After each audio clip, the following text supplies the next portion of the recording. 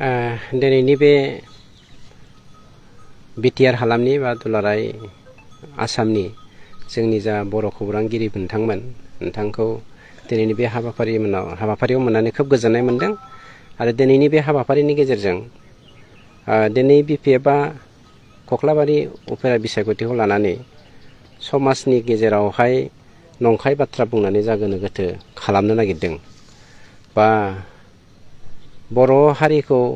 नंखाय बिथिंजों दैदेनलांनो नागिरदों बेखौ लानानै दिनै जों नोंथांमोनजों फंनैसो शेयार खालामलायनो नागिरदों जायनि गेजेरजों बा नोंथांमोननि मिडियानि गेजेरजों जोंनि बर' हारिया जेन बेफोरखौ मोनथिनानै सैथो असैथोखौ जेन भबिष्यत माने समाज दाखांनायनि बेलायाव बिजिरलायनो हायो बे थांखिजों नोंथांमोनखौ लिंनाय जादों। नाथाय बिपिएफनिफ्राय गोबां खौरां मेल खालामनायाव बिथांमोना सोंलु दैखांबाय थायो एक्स एनडिपिफोरनो रिहेबिलिटेसनखौ होजोबनो हायाखै बिथांमोना ओरैनो नाय बे साभाबिक खोन्था ओंखाम जानायाव दै लोंनाय बायदि मोनफ्रोमबो बाथ्रायानो नङा मानोना जोंनियावहाय जा एक्स ग्रेसियानि मुङावहाय लिस्ट होनाय एक्स ग्रेसियाथ' नङा रिहेबिलिटेसननि मुङाव जा लिस्ट होनाय बे लिस्ट होनाया जरेद जाबाय जानायनि थाखाय बे गोबाव जादों। जोङो मिथिगौ 4,000निख्रुइबो बांसिन अलरेडि जोङो रिहेबिलिटेसन पेकेजखौ होखांबाय थेवबो दाबो नोंथांमोना नाय एनडिबिपिनिखौनो जोङो हार्डकर केडार हिसाबै 225 जन होबावदों साबमिट आरो बिथांमोननि सिम्पेटाइजारा दंबावो 3029 एनडिबिआरडि हिसाबैबो 289 जन दंबावो हार्डकर केडार हिसाबै आरो एनडिबि धीरेन ग्रुप होननायनिबो माखासे जोंनियाव एक्स कमरेडफोर दङ आरो एनडिबि जोंनि जा एस ग्रुप बेनिबो 1,663 सा दंबावो आरो एनडिबि उमेनफोरनि नामावबो 28 सा दंबावो। दा बेफोरखौ लानानै जोङो खेबसेनो बेखौ स्क्रुटिनि खालामनानै पुलिस भेरिफिकेसन हरनानै सानसे साननैयावनो मोनजाजोबनो लुबैबाथ' जाया आरो बे मोनैखौ लानानैनो दिले जानायखौ लानानै दिनै जोंनि बिपिएफ हान्जाया गथ'फोरखौ बा जोंनि कमरेडफोरखौ लानानै गेम गेलेबाय थादों। जोंनि कमरेडफ्रा बेखौ नोजोर होनांगोन जाय बिपिएफआ गावसोरो सिगाङावहाय बे समावहाय बिपिएफनियाव बस्था थाखा राननानै माखासे आसनिफोरखौ बिथांमोना बेबस्था लादोंमोन। बे समाव बिथांमोना गावसिनि एक्स बिएलटि लोगो बिथांमोनखौनो जेबो मावफुंनानै थांना थानायनि राहा लामाखौ होनो हायाखै। दिनै बिथांमोननि गोबां न'खरा बरबाद जाजोबलांबाय आरो बिथांमोना दिनै जोंनि एक्स एनडिबि वार्कारफोर बा कमरेडफोर बिथांमोननो जोङो एक्स ग्रेसिया होनो थाखाय government of India government of आसामा रेडि जानानै दंखायो स्क्रुटिनि खालामगासिनो दं ओमफ्राय पुलिस भेरिफिकेसन जागासिनो दङ अब्लाबो एन्टि एलिमेन्टस जा एक्टिभिटिस बेफोराव इनभल्भ खालामनो थाखाय इन्स्टिगेट खालामनायखौ जोङो खोनानानै आसरित मोनो। मैया बावैसो सानैसो एनडिपिफोरा इउपिपिएलआ जेबो खामानि मावाखै बा जेबो खामानि होआखै होननानै बिपिएफआव जइन जाहैबावदों सानैसो एनडिपिफोरा। दा बिसोरो बिपिएफआनोखामोन बिपिएफआनोखा बिसोरो मानोना धीरेन बर'आ बिपिएफआव दंखायो धीरेन बर'नि माखासे सापर्टारानो बिपिएफआवनो हाबफिनदों बिपिएफआनोखा बिसोरखौ जोङो सिनायजोबखायो बिसोर इउपिपिएलआव दं होननायखौ जोङो मिनिदोंसो माला इउपिपिएलआव माला इउपिपिएलनि सोद्रोमा दं बिसोर मा लिस्ट दं बिसोरनाव आरो जा साफा सानै बिथांमोनखौ एनडिबि हिसाबै सोना दोनदों बिथांमोनाथ' एनडिबिनि लिस्टआवनो गैया एनडिबि होनलाबायबा जागोन नामा आरो दिनै बिथांमोना मोनसे बाथ्राखौ रायजो राजानि सिगाङाव बुंथोरलाबायगासिनो दङ दिनै जोंनि एनएलएबि फंबायफोरा मोनसे मोजां थांखिजों बर'नि समस्याखौ समाधान खालामनो होननानै दिनै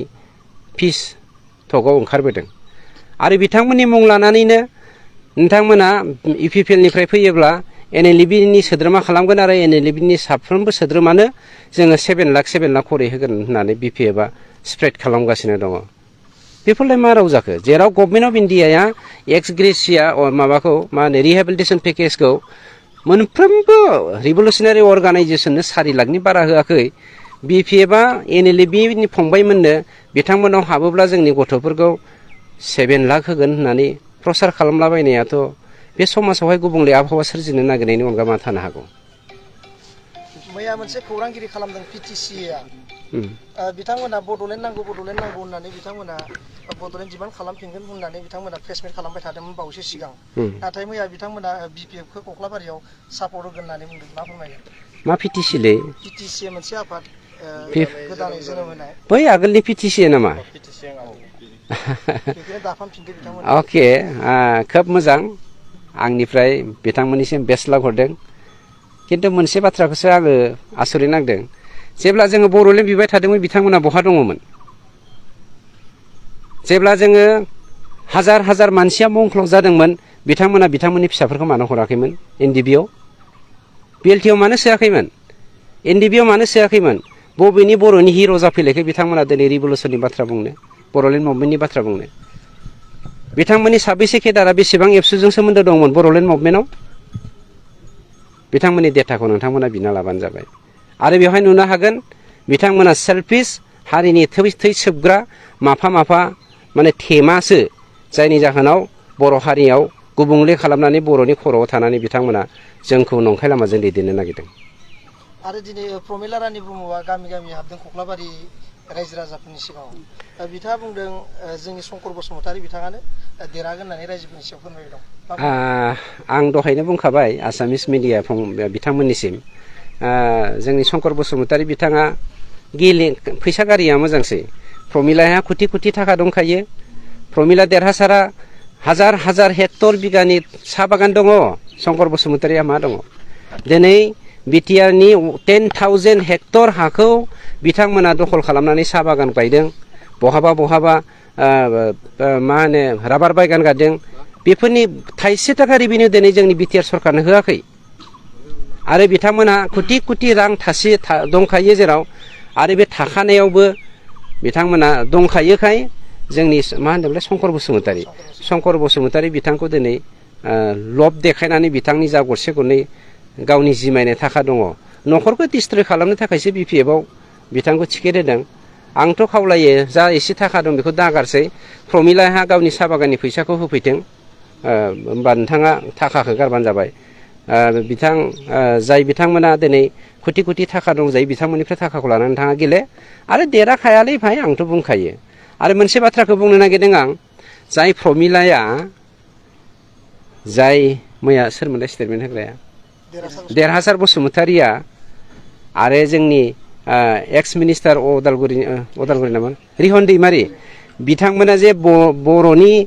थै सोबग्रा बिनि माखासे आंनाव फोरमान दं प्रमिलायाथ' दिनै मानसि लानानै हाजिरा होनानै उल्था पानियाव हाग्रा दानगासिनो दङ हाग्रामा महिलारिया सोंथि जोंखांबावदों दे बिटिआरनि